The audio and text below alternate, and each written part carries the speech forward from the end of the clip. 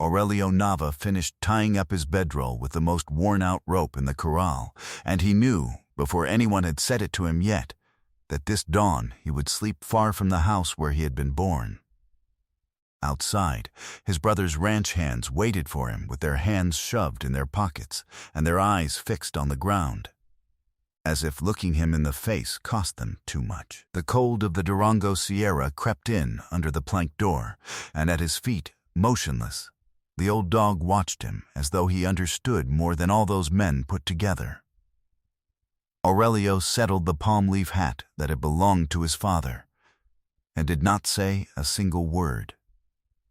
If you believe the loyalty of an animal can weigh more than an entire inheritance, stay with me to the end of this story. Subscribe to Cuentos del Viejo Campo and turn on the little bell so you don't miss a single tale from this land.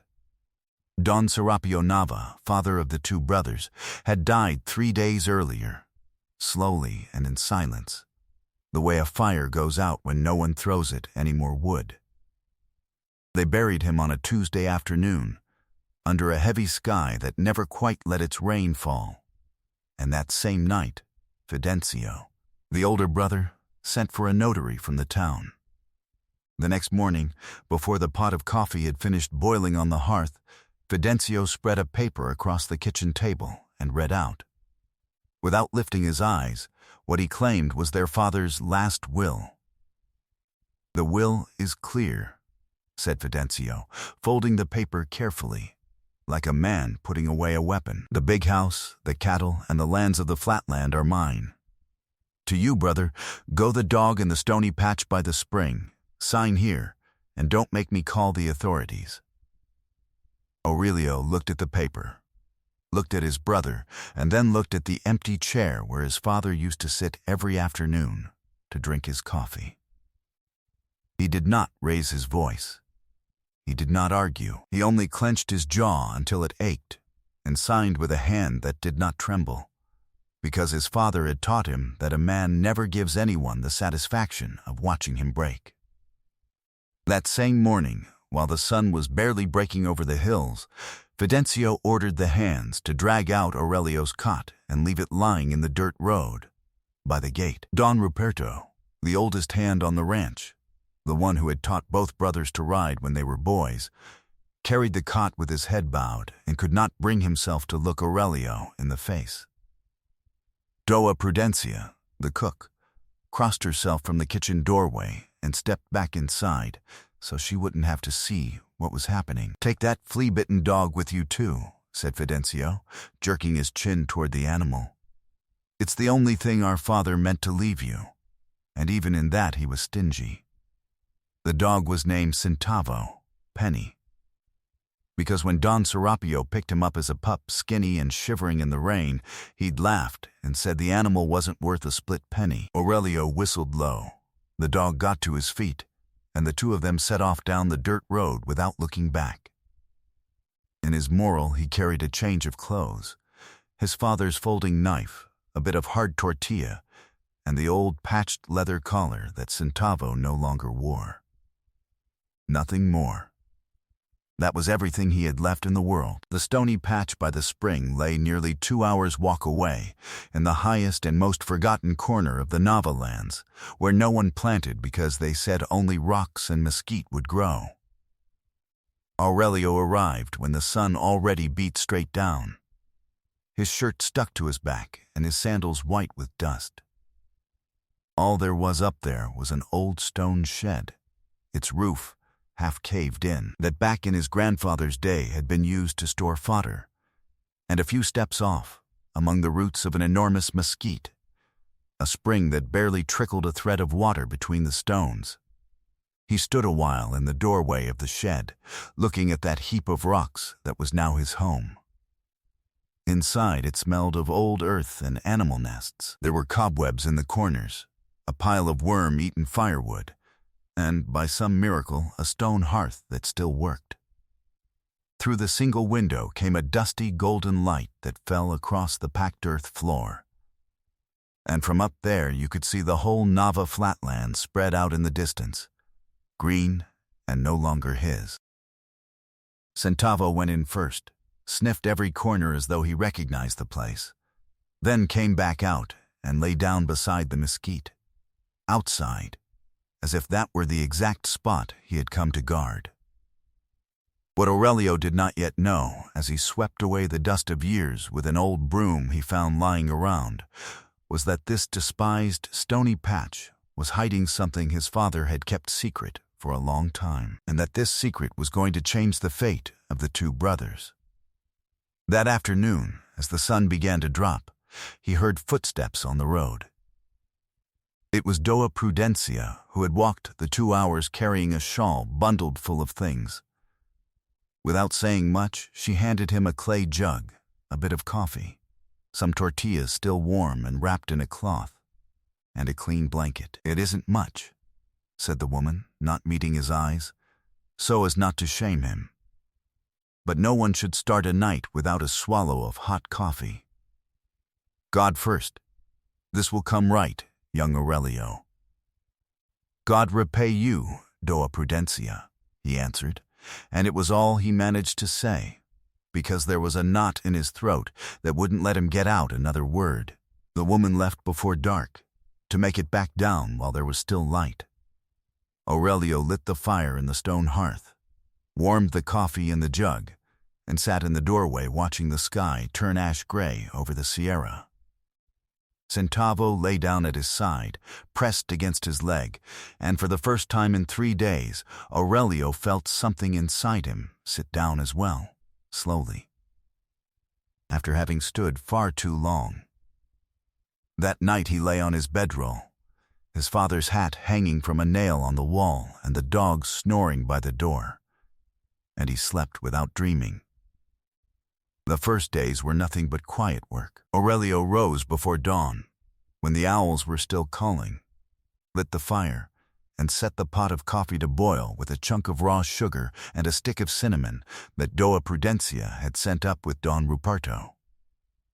While the coffee boiled, he patched the shed's roof with the tiles he salvaged one by one, cleared the channel of the spring so the water ran freer, and fed Centavo what little they had. That became his ritual. Coffee, roof, water, dog. Coffee, roof, water, dog. And with each dawn, that small order held him together inside. Centavo's patched leather collar hung from a nail beside his father's hat, and sometimes, in the evenings, Aurelio would take it in his hands and remember being a boy, when his father had given him, and not Fidencio, the job of raising the pup. "The one who cares for something inherits it," the old man used to say, though back then Aurelio never understood what he meant. On the 3rd day Don Ruperto appeared, coming up the road with a hen under his arm and a small sack of corn over his shoulder. He stood a while in the doorway, turning his hat over and over in his hands, before he worked up the nerve to speak. "What they did wasn't right, young man," he said at last, without raising his voice much. "I carried your cot with these hands, and I can't forgive myself for it. I brought you this hen so you'll have eggs, and this corn for the dog. It isn't much. It's more than I had yesterday, Don Ruperto," Aurelio answered. "And you've nothing to forgive yourself for. You obeyed. The one who gave the order was someone else." The old man nodded slowly, set down the hen and the corn, and before leaving he stood looking at the mesquite in the spring for a long while, as if the place stirred some buried memory in him. He said nothing, but Aurelio noticed his eyes grow damp. Then he pulled his hat down and went back the way he'd come. With the hen came the first egg, and with the first egg came a morning when Aurelio, without realizing it, caught himself whistling as he coaxed the fire back to life. It was that same night, though, when the weight of it all struck him at once. He sat in the doorway, looked at his father's hat hanging from the nail, and for the first time since the burial his voice broke, and he wept in silence, his face in his hands, until Centavo came over and rested his head on his knee. Aurelio scratched the dog's ears, breathed deep, and by the time he'd finished crying, he was whole again. Sometimes a man just needs some living thing to stay quiet at his side while the sorrow passes. Rumors reached him from the big ranch through Doa Prudencia that Fidencio had sold 20 calves in one lot to buy himself a new saddle and pay off the notary. That he was going around the town cantina saying he alone would build the ranch up the way their father never could. That there was an outside buyer, a certain Don Anselmo, circling the flatland with an eye on the cattle and even the land. Aurelio listened to all of it without a word, stirring his coffee, and only clenched his jaw a little harder. Doa Prudencia also told him that one Sunday, coming out of Mass, a woman from town had sent along with her a basket of eggs and a jar of honey, with no message, but so the young man doesn't go without. Aurelio saved the honey for the cold mornings, and that night, for the first time, he fell asleep thinking that maybe he wasn't as alone as he'd believed. But there was something that wouldn't let him rest, and it wasn't the rumors. It was Centavo. The dog had taken up the habit of scratching at the earth at the foot of the mesquite, beside the spring, every afternoon, at the same hour. He scratched, sniffed, whined softly, and threw himself down on top of that patch of ground as if he were guarding a treasure. Aurelio would scold him fondly. Enough, Centavo, leave that dirt alone, and the dog would obey for a while. But the next day he'd be back at the same spot, stubborn, digging with both paws. At first Aurelio figured it was a buried bone, or some animal hidden among the roots. He paid it no mind. He had too much roof to patch and too much water to channel to go around guessing at the quirks of an old dog. Nearly 2 weeks passed that way, between work and silence, and little by little the stone shed began to look like a real home. Aurelio no longer slept with one eye open. He no longer felt he was only passing through. Without noticing, he had begun to trust that forgotten stony patch, that thread of water, and that stubborn dog who wouldn't leave the mesquite. It was on one of those afternoons, when the clouds were gathering over the Sierra promising rain, that Aurelio finally tired of the dog's stubbornness and decided to find out what that patch of ground was hiding. There in that corner, among the roots of the mesquite and the stones of the spring, lay a buried paper that was going to change everything. He took an old shovel and started digging where Centavo had been scratching for weeks. The dog, instead of getting out of the way, began to dig alongside him, tail wagging, as if at last someone had understood what he'd been trying to say from the very start. A little more than a hand's depth down, the shovel struck something hard that wasn't stone. Aurelio knelt, cleared the earth away with his hands, and pulled out a rusted lard tin, one of those made of sheet metal, sealed with a waxed cloth and tied off with a length of cord. His hands shook as he untied the knot. Inside, wrapped in the cloth to keep the damp out, were 2 folded papers and a rosary of wooden beads that Aurelio recognized at once. It was his father's rosary, the very one he prayed with every night. The first paper was a letter, written in Don Serapio's trembling hand. The second was a document with seals, signatures, and the letterhead of the town notary's office. Aurelio couldn't read fluently. So the next morning, at first light, he went down to town with the 2 papers held against his chest and sought out the only man he trusted for something like this.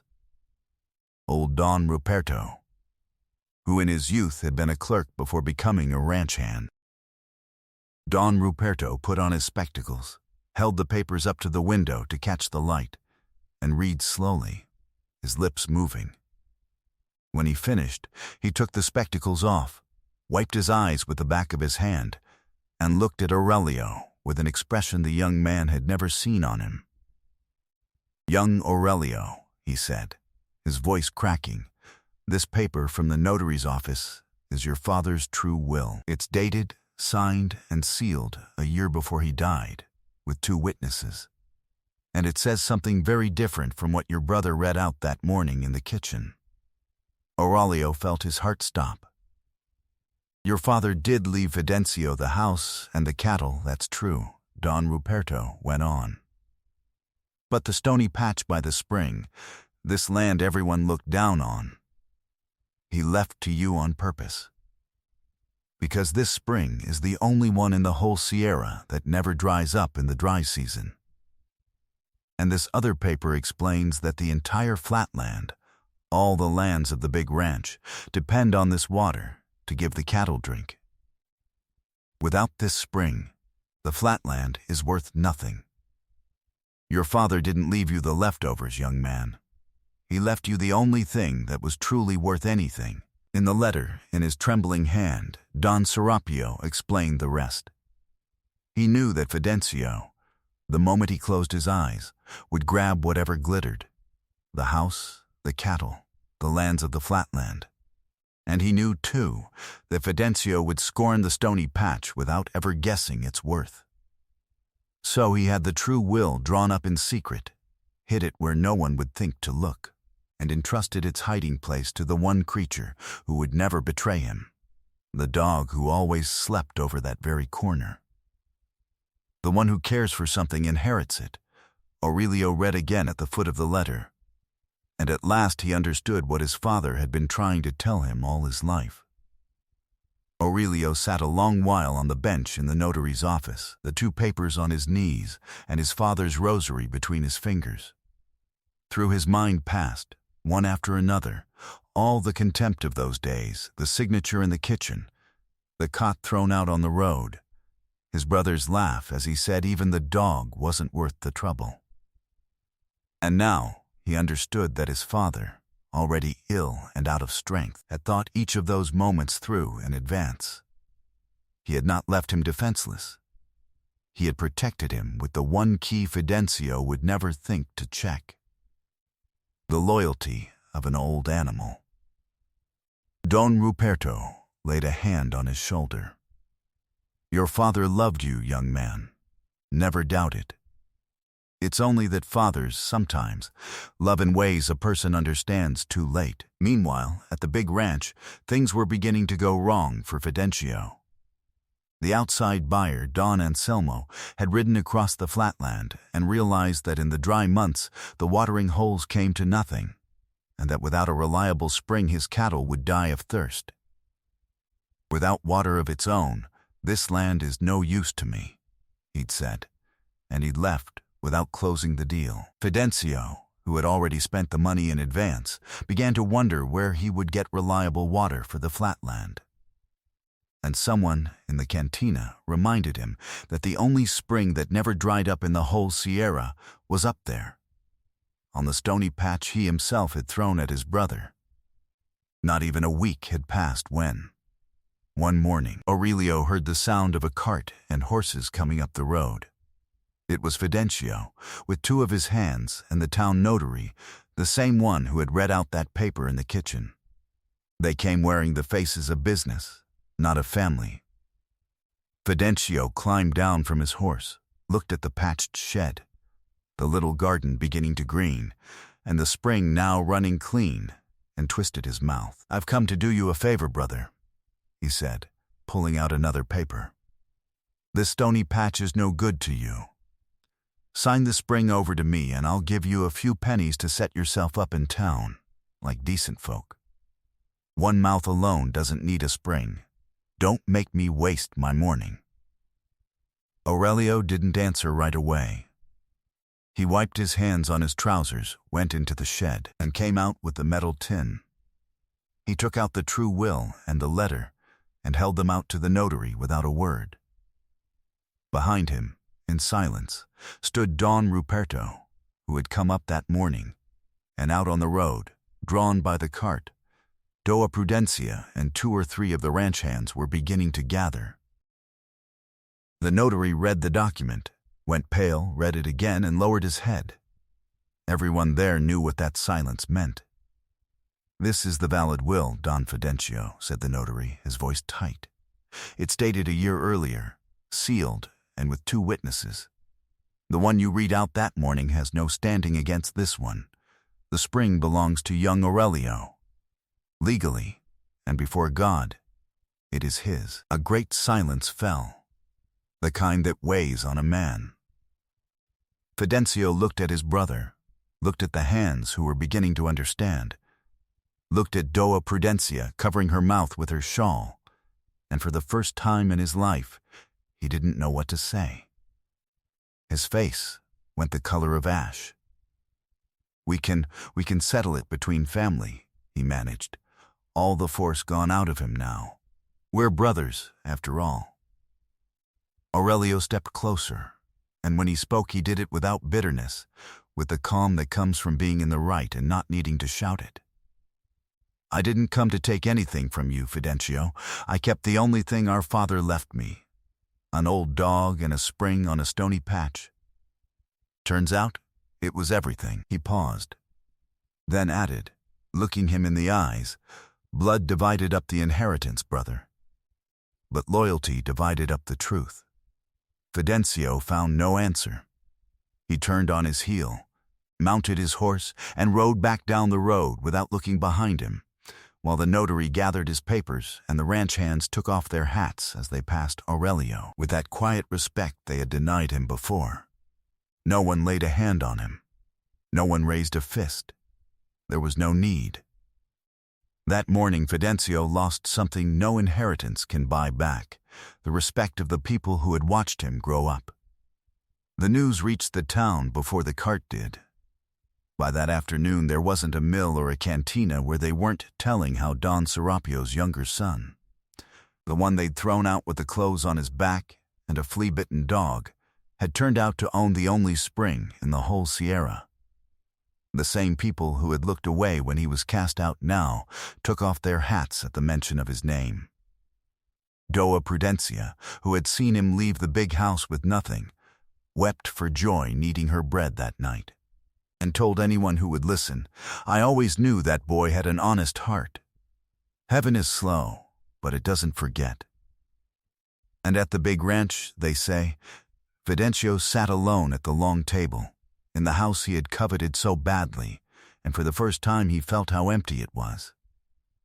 When the cart was lost at the far end of the road, Aurelio felt his hands, which he'd kept clenched all that time, finally loosen. He breathed in the mountain air, crouched down and scratched Centavo's ears. The dog had not moved from his side through the whole scene. And for him, without any need for words, that was the moment he truly got his home back. When the rains came down and afterward the spring arrived, the stony patch by the spring no longer looked like the same place Aurelio had come to carrying his moral.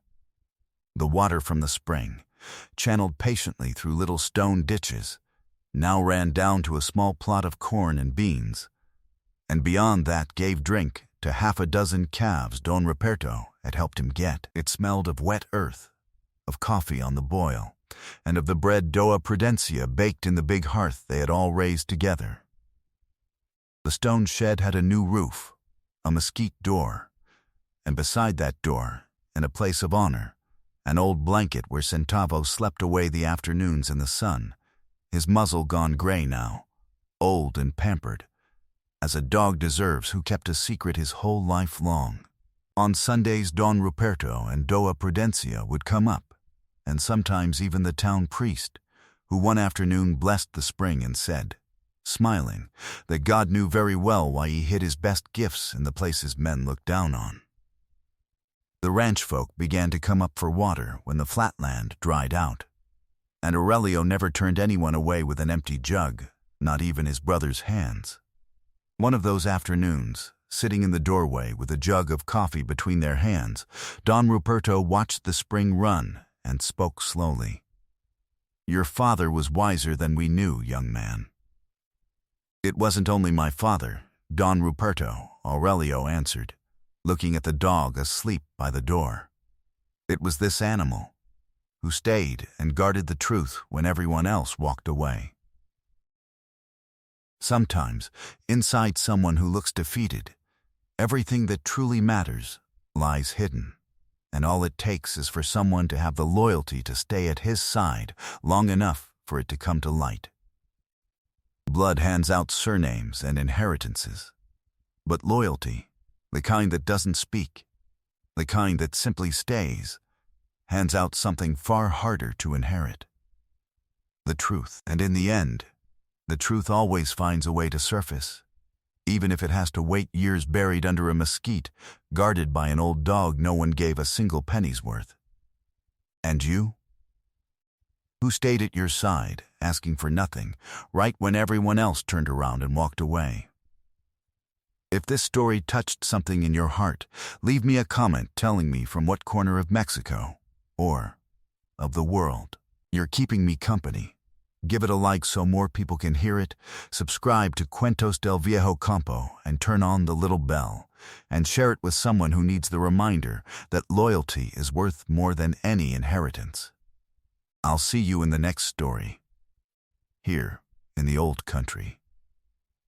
Aurelio crouched down one last time beside the mesquite, stroked the dog's tired back, and told him softly, so that only he could hear, "You and I, Centavo.